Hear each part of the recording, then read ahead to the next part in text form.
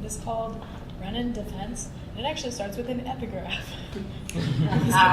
They're really cool. But the epigraph is, for a long time, people made me feel small.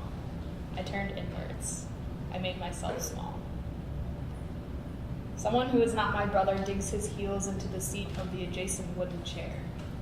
We're in the coffee shop. The acute angles of his upper and lower legs expand and contract in a slow, steady rhythm as he calculates the degree to which he can protect his places of vitality. It was a self-defense mechanism. Someone who is not my brother presses his forefinger against his mouth in a solid attempt to not let a single secret slip. His shaking palms protect even a secret that the keeper cannot breach. He wouldn't tell anyone.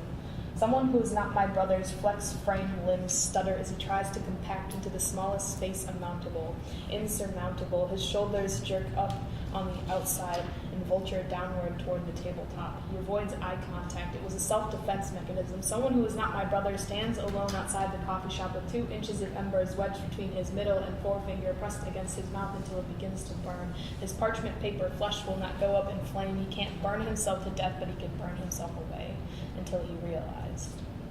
Someone who is not my brother's flexed frame limbs straighten out as he inhales, as his lungs fill to their maximum capacity, as he exhales in a tone wavering, somewhere lost between a love song and a war cry. His voice echoes outside the coffee shop as the embers in his fingertips become a fire, and he's feeling it. He embraced big, even in some unfounded bigness. Someone who is not my brother's flexed frame limbs straighten out as he lifts his arms, as his head tilts back, as he gulps for air, as he tries to cup his hands around the secret that he has stumbled upon.